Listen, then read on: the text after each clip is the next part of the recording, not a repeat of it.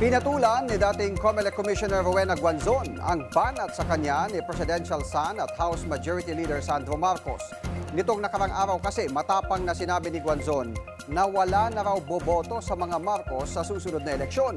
At kawawa si Sandro dahil binahiran na umano ni Leyte 1st District Representative Martin Romualdez ang kanilang dinastiya at hindi na sila iboboto ng mga tao.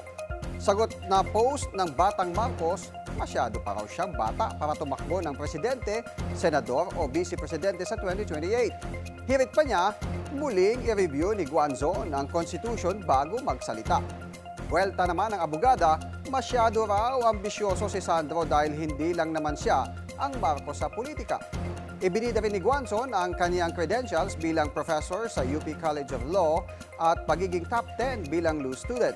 Sabay hamon na magdebate na lang sila tungkol sa konstitusyon.